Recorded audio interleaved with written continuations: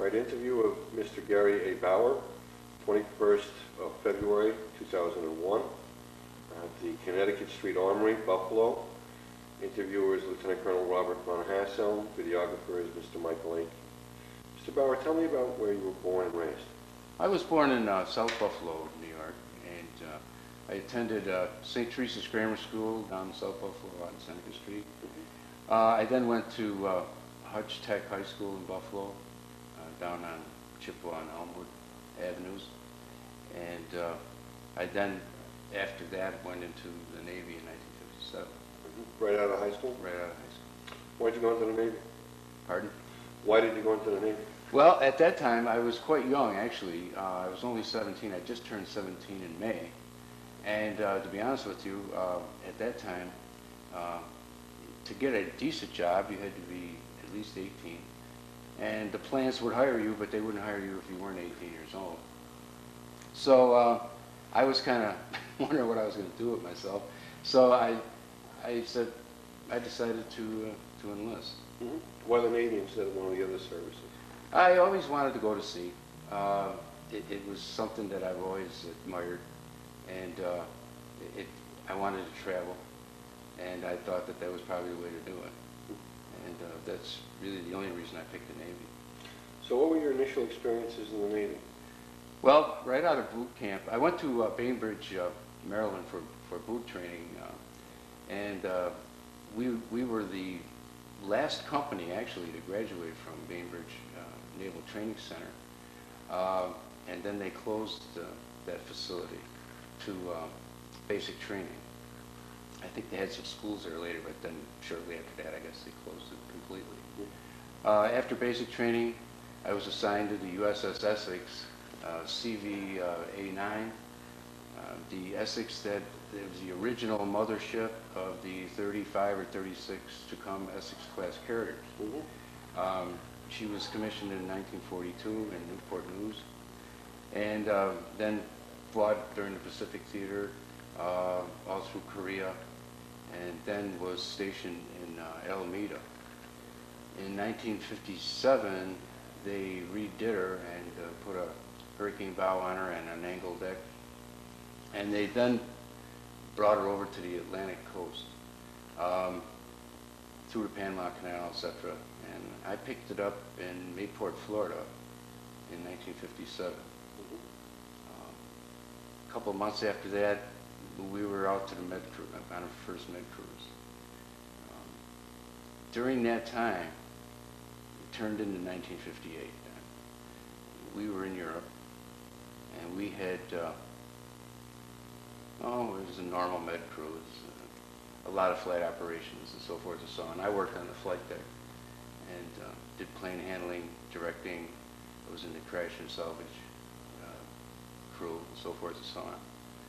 And we were ready to come home, and I believe we were in Naples.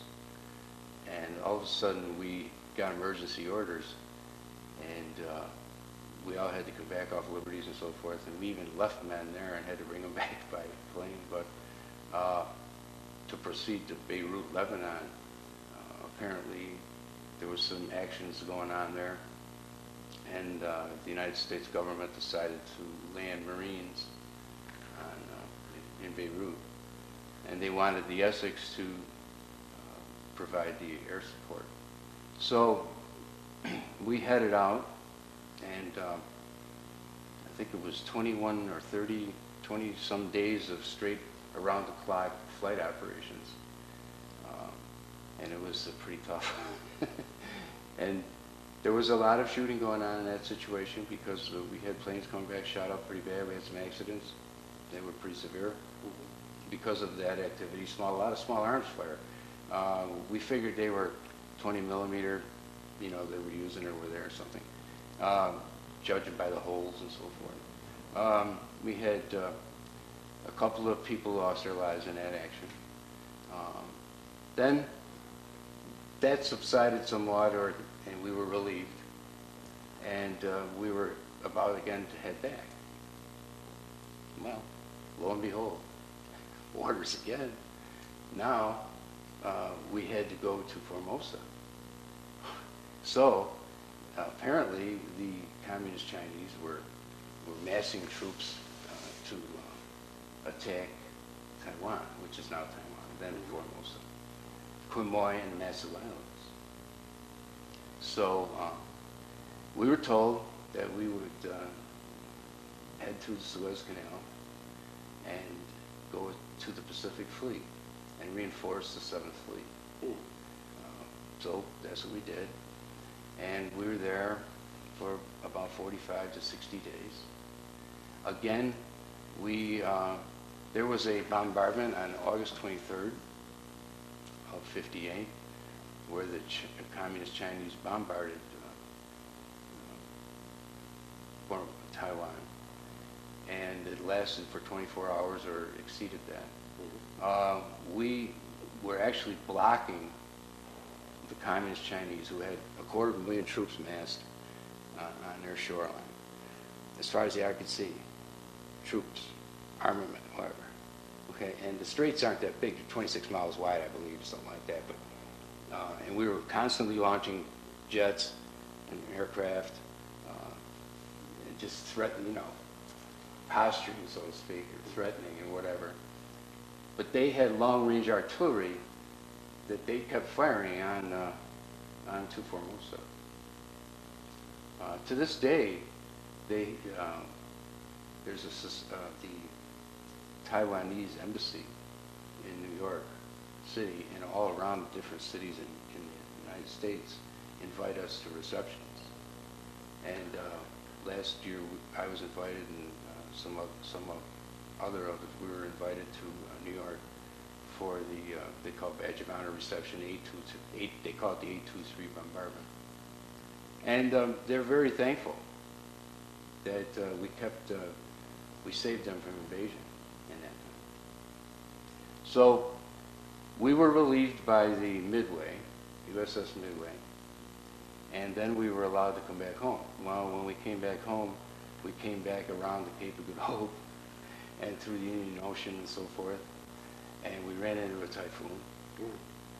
And we lost both our front catwalks. They got peeled back about 60 feet because the waves were coming over the bow. We're 90 feet off the water, and the waves were breaking over the bow of the ship. And for 2 days we suffered with that, and we had damage to our expansion plates. There's 3 of them on the carrier. There's one up forward, in the middle, and in the back, in the aft. And it allows the ship to give and take, during wave action. The wave actions were so severe that pulling the expansion plates, you could actually see in between the expansion plates, and so that they did damage there. We didn't sustain too much damage. It could have been a lot worse, but we lost some planes over the side. We had them tied down, 12 and 16 tie downs, but it didn't do any good. We couldn't get out of we were strapped in our bunks for 2 days.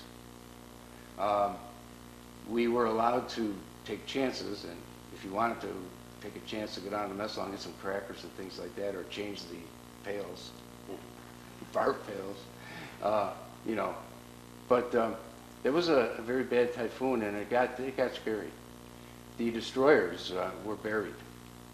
You could see them. They'd go down, and all you could see is a little bit of the mast, and then they'd come out, down, completely buried. We didn't lose any ships, but in World War II they lost a couple with one down there. I saw films of that, and it was basically the same kind of storm. So then we came home, and pretty much after that, we made another med cruise, but then we were on flight operations off the coast of, I believe it was off the coast of Norfolk, just before we went on that med cruise in '59, I believe. And we had a very bad accident. I was a flight deck director at the time, and we had planes parked up near our number 3 elevator with the crash crane there and so forth. And it was normal operations. It was daytime. The weather was good. I recall it like yesterday. And Fury, an FJ-1, come in for landing. And the Fury was the Navy's answer to the Sabre jet. Comes in, it tipped its right wing starboard and hit, skidded, and went into 4 planes parked in the crash screen. Well, underneath the 4 planes, there was 4 or 5 plane captains. So we lost all those people plus the pilot. And that fire took us 8 hours to get under control. All the aviation fuel was spilling down over the flight deck down into the hangar bay. And it was starting to get down and float around down in the hangar deck. And if it would have got into the ammo and into the gasoline down there, we would have had a real mess. It was a real mess anyway, but we did manage to beat it. And as I said, it took us 8 continuous hours of firefighting. And it was, as I said, we lost, I think we lost 5 people anyway that I recall, maybe 6. So that put a damper on our cruise for a while. So we had to go back into dry dock and get the damage repaired and dispose of the aircraft. And that became pretty interesting because we didn't have the crash crane anymore. So we had to improvise ways of getting rid of the burned aircraft. And so we threw millions of dollars over the side. Unbelievable. And so we were pushing them over. We were using little tractors with tow bars. We were using forklifts. And everything at our disposal to get rid of these aircraft before we went into for repairs. So we went in for repairs, came out, and we left then for a med cruise. And the med cruise went pretty smooth, as I recall. It was a normal thing. Our normal operational duties back then were we would be out to sea probably for a week or 10 days, maybe 15 days, and we would fly, conduct flight operations. And then we would come into port and usually stay 3 to 5 days in port, and then out again, more operations. This was a normal situation, unless we were involved in crises. Well, then it was around the clock, 30, 40 days, whatever it took, you know, all kinds of weather. You lived up there. We didn't sleep very well. We had very poor sleep habits. We would be up there for 12 hours straight. And then if we got a 4-hour break, we usually just slept in a passageway or up on the flight deck if it was warm, or in the net, or in a catwalk, or in a coffee locker or something. And then until we had to go back out again, which was usually 4 hours later. If we had an 8-hour break, which was rare, we would go down, shower, shave, go get some chow, and maybe go to bed in our bunks. But we were always scummy and dirty, so we never really wanted to go in our racks. So we would wind up just sleeping in place. And then, you know, and they kind of let us go. I mean, as far as inspections and things like that, we kind of got away from it. We didn't have to deal with it like the other sailors. They kind of let the Airedales go. And we had round-the-clock food. The chow hall was always open for us guys. We all had different colored shirts, you know. We had yellow shirts, blue shirts, green shirts, red shirts, and everything. And we would come down to the chow hall at 1 o'clock in the morning, 10 o'clock in the morning, you know, and the guys that dole out the food down there, they would just go like this. Oh, here they come, you know. Geez, look at these guys. And we were a pretty ragged bunch. A lot of camaraderie. It was tough. You had to really depend on your shipmate to watch your back for you. You had to be in pretty good shape. You had to be pretty fleet of foot and pretty nimble. You got that way. I mean, you adapted, you know. And a lot of people got hurt. I was lucky. The only injury I had ever was I got some piece of flight deck in my eye one time, and then my goggles on, which that was another thing. We didn't even wear them. We were so primitive, it was unbelievable. We didn't have no goggles, or we didn't even have Mickey Mouse ears. Just didn't do it. Ooh. Nobody said nothing. We had gloves, shoes, you know, but that was it. And that was a little mini operation to get that piece of shrapnel out of my eye. And other than that, the only other injuries that I ever sustained was when we crossed the equator. And I had to run the gauntlet of about 900 sailors with, they would go the length of the flight deck, one on each side, and you had to run the gauntlet. It was part of the initiation of going across the equator. And they soaked the pieces of fire hose soaked in salt water and dried in the sun.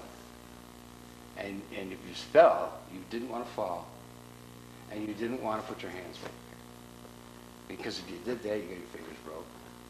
And if you fell, you really got beat. And I hear now they don't do that anymore. No, I haven't heard of that lately. No, I think they did away with that. But that was just part of the initiation. It lasted all day. You had to crawl through garbage, tanks of garbage. You got fire hoses turned on you. You got beat up, you know, with a few guys would corner you in a corner and whack you around with a fire hose. And if you didn't have any enemies, you were okay.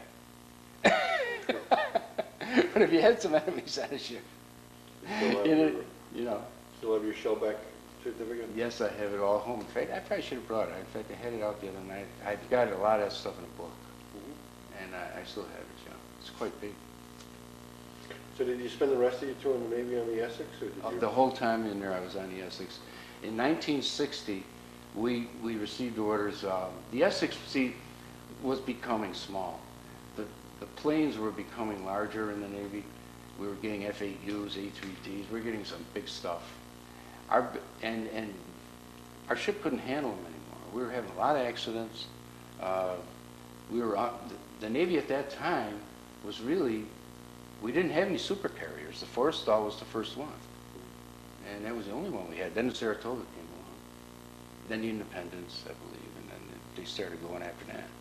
Then they took our ships, the Essex class carriers, us, the Intrepid, the Randolph, the Intrepid and the Hancock, and then they redone those, put steam cats on them, and used them in Vietnam. Us, they turned into a CVS, or a submarine chaser, in 1960. We then were stationed in Quonset Point, Rhode Island. It was okay, you know, but it was a lot, the excitement was gone. I mean, we weren't an attack carrier anymore, and we were just going out on these little junkets. And I was about ready to get out anyway, so it was kind of dull after that, but you just then you kind of just couldn't wait till you got out. But what kind of anti-submarine aircraft did they use? S2Fs, and then we had A3Ds with sonar on them. Not A3Ds, I'm sorry, 86s, I believe, or 8012s, I believe, something like that. And S2Fs, double props. I recall those two anyway, and then the helicopters. Mm-hmm. And where would you patrol? North Atlantic, pretty much. You know, we did a lot of North Atlantic activity. We would go up around Halifax, toward the North Pole. I got a Blue Nose card. We went up there one time. And that reminds me of something, too. It was in November, and 1960, I believe. Yeah, it was. I was going to get out in 61, so it was 1960. And I still celebrate that day to this day. It was the worst day and night I ever had in a flight deck. We got up in there, and we were doing flight operations, and it started sleeting. And we were up near almost past Halifax. We were up, you know, almost in the North Pole area. And it started sleeting. North Atlantic was very rough. And they didn't have our fall weather gear broke out. So all the guys on the flight deck, all we had was our jerseys, and we had 2, 3 of them on. Gloves. That's it. And they didn't have the stuff big jackets. We had big foul weather jackets and pants and stuff. They didn't have them broke out of the, down below. And for some reason, they didn't get them broke out. And it was a very, very bad evening. We almost had problems. We almost had guys that wouldn't go out, wouldn't go back up.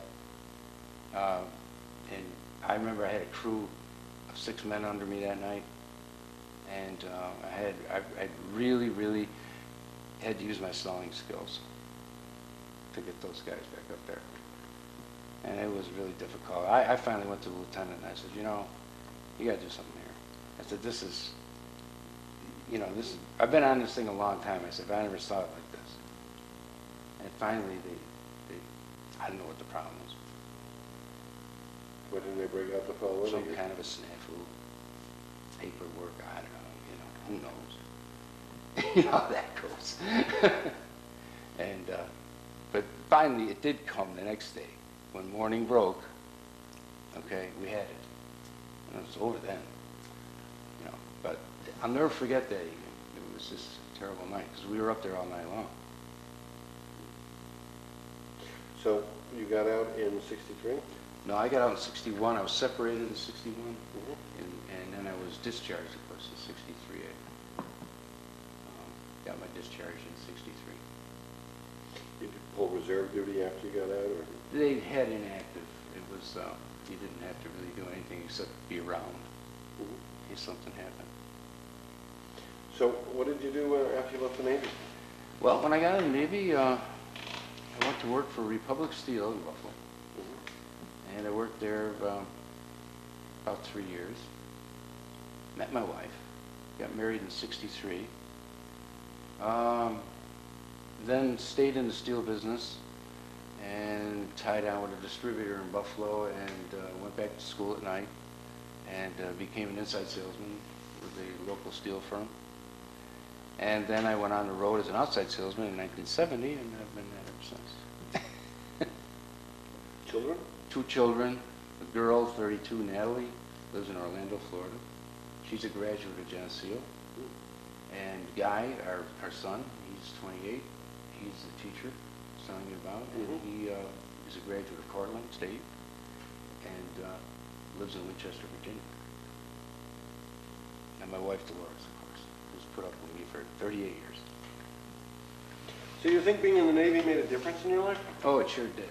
How so? Well, it taught me to be persistent and to be able to put up with adversity. And it taught you teamwork, how to overcome certain situations, you know, intelligently. I still to this day feel that at 18 years old, besides raising my family, it was the biggest responsibility they put in our hand. It was the biggest responsibility I ever had in my life. I was responsible for pilots' lives, multi-million-dollar aircraft, because when on an aircraft carrier on the flight deck, as much as maybe the officers don't like to hear this, when them pilots come out of the ready room and they get in that plane, we're the boss until they leave. We're calling the shots. We're directing. And they do what we tell them to until they leave the plane or leave the carrier. And they'll attest to that. But as I said, it was an awful lot of responsibility for young people. And we all did it and handled it. It was to get 100 aircraft off of a carrier in 20 minutes is, you got to have a good team. Now, let's go back and talk about that a little bit. First, the actual operations on the carrier deck. At times it must have been like Bedlam. I mean, It was. How did you keep everything straight? It could be. You had pitching and rolling decks, which caused a lot of problems. I remember one incident where we had planes coming in late, and we had an awful lot of rolling activity out there that day, where the sea wasn't this kind of stuff. It was rolling. And you could actually stand on the flight deck and it would roll to port, and you would be looking, you're looking right at the sea, and it would roll back. And once it started, a carrier started rolling like that, there's not a lot you can do about it, you know. And so we had some planes that were late coming back. I don't know, they didn't time it right or something. So at that time, I was driving I was in Repair 8, which was the crash and salvage rescue team. And I was driving the crash crane. I was one of two drivers. And plane come in, and it was an AD, propeller driven. Come in, it hit, it busted its landing gear and smashed its prop all up, and it's laying on the flight deck. Now, the reason it happened was because of the way, it was just ridiculous, the way it was rolling. And it was pretty tough for the pilots. I think this was the last plane. In fact, it luckily was the last plane. And so now, we had to get the plane up and out of there. So the flight deck officer come up to me, Bauer, he says, can you get the Tilly out? You know, and I said, well, I don't know.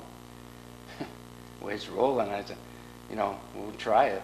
Because we parked her on the starboard side near the number 3 elevator, and we would put the wheels right on the drains.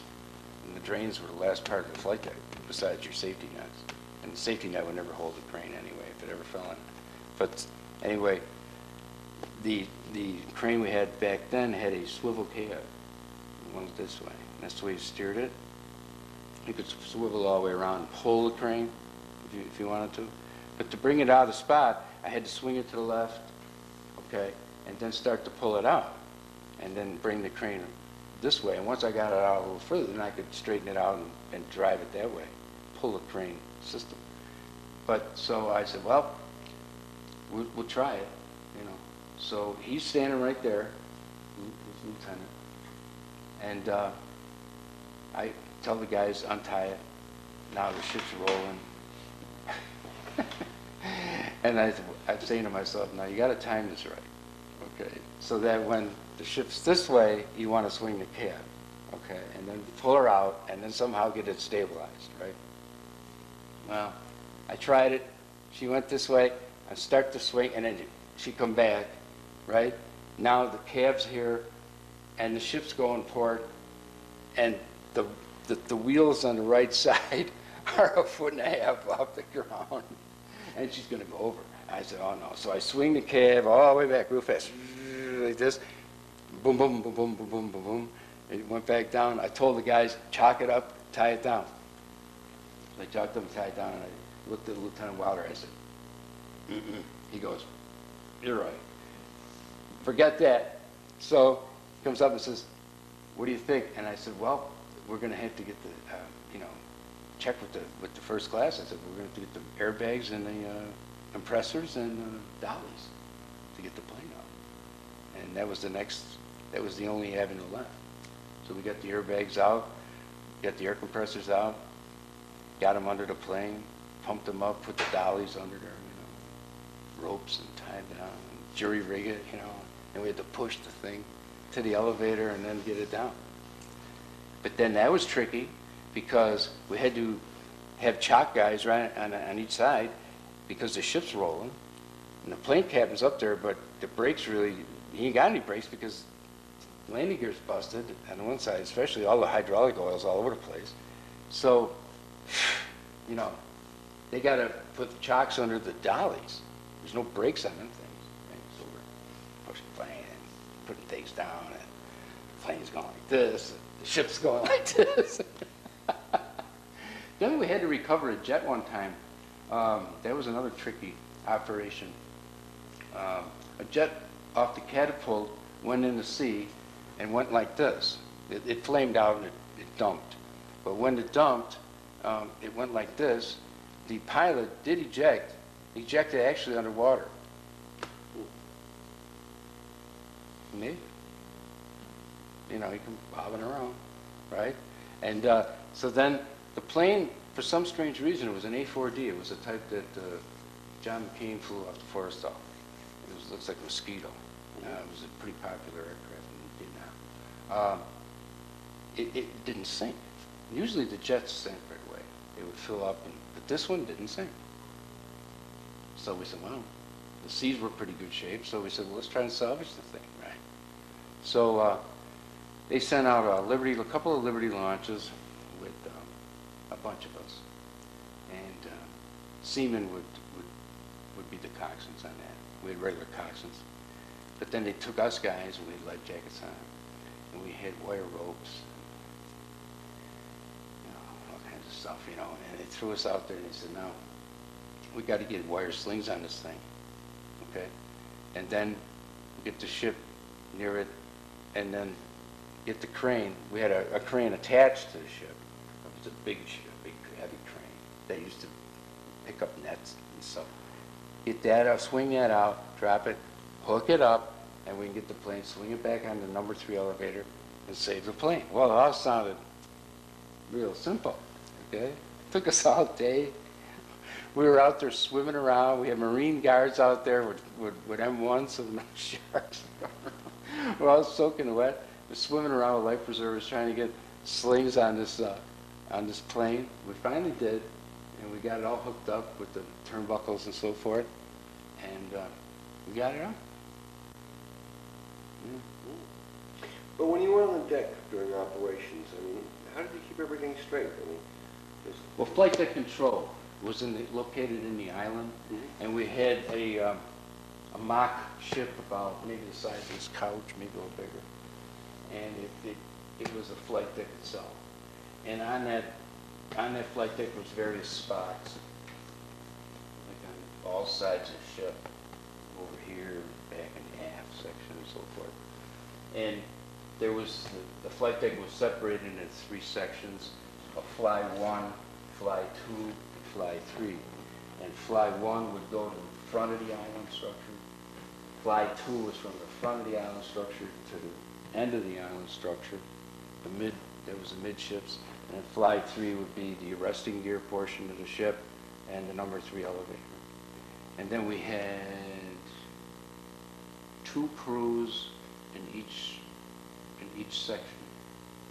So we had 6 crews. And I was always involved with crew 6 because except one time I worked in midships, but it was pretty much, we were in charge of recovering the aircraft and getting them forward for launching. Like during recovery, it was pretty much, when I was at flight deck director, I would just catch them at the hook and send them forward. When we were respotting planes, the propeller-driven planes would all be in a pack in the Fly 3 area, and we had 4 lines of planes. And it was our responsibility to spot those planes and then get them in the correct position. And then when I was directing, it was my responsibility to spot the planes. I had a crewman under me of 6 guys. In fact, it was crew 6. And we would spot the planes, and then during the launch, it was my responsibility, me and another flight deck director, to get them, to bring them out, taxi them out, pass them up to midships, where they used to deck launch them. Okay. If they were jets, we had a few jets in the Fly 3 area. We had some jets on the number 3 elevator, and then up to number 2, and we pretty much would handle them also. And they would be, the jets would have their exhausts pointing over the side, so to speak. So when they cranked them up, all the exhaust would be over, going out over the side of the ship. We would then taxi them out, pass them off to the director up here in the Fly 2. He would pass them off to the director in Fly 1, and then they had catapult crews up there, and they had tow bar guys that used to get lock onto the front wheel. The director would bring the plane up. He would steer it onto the catapult. This was all primitive stuff. Steer it onto the catapult. The jet blast thing would come up, which never worked. It always had holes in it or whatever. And then they would launch the jets that way. And we had 2 catapults, whereas the big guys now got 4 to 6 catapults. And the different colored shirts? Yellow shirt was your flight deck directors. Blue shirts were your handlers and tractor drivers. Red shirts was your repair aid crash the salvage team and or gas people that used to come up from the hangar deck. Green shirts were your jet starters and your electronics people. Red again was red and black, I believe, or red and something was ammo. They used to come up from the hangar deck too. They were pretty much hangar deck people. But your flight deck people were yellow shirts, red shirts, blue shirts, and then your green shirts were resting gear and catapult people. And the purpose of having these different colored shirts? Well, everybody had different jobs, and you kind of had to wait for the next guy to get his job accomplished, you know, and so you knew who was around the plane, so you knew what was going on. In other words, and brown shirts were plane captains, and they were usually squadron people. They were connected with the Navy squadrons or the Marine squadrons, and they were in charge of the aircraft itself. So we used to work hand in hand with the plane captains, because when we were spotting the aircraft, the plane captains would have to ride the brakes of their plane, and they were responsible for their plane. And so we used to have to, you know, take care of those guys and make sure nothing happened. So. Well, we're getting down towards the end of the tape, so a couple of quick questions. When you were engaged in the operations of Quemoy and Matsu, did you ever particularly figure you might be standing on the doorstep of World War III? At that time, I can't ever recall thinking that. But now that I read back and I look into this, that was pretty traumatic time. I heard things later.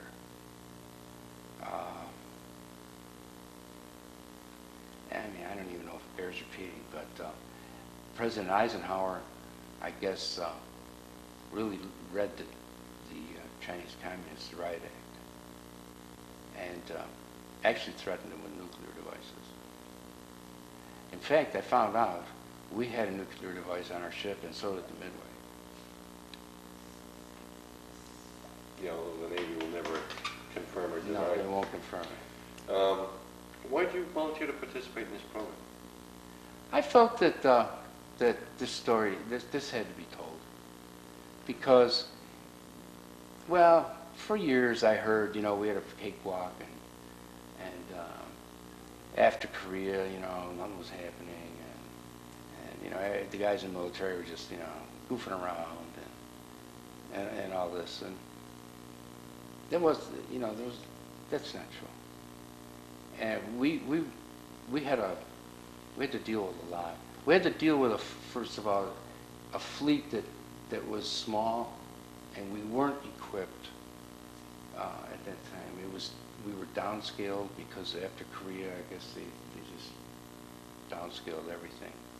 And in the case of our carriers, we just were outmoded. I mean, you know, and that's what was causing all of. We lost a lot of people because of outmoded equipment. We're coming down to the last minute or two. Any other final thoughts? Anything that you'd like to add that we haven't discussed? Well, not really, except that it was quite an experience, and I would do it again. And I think that today, a lot of young people, a lot of young men are missing something by not having a service experience. Thank you.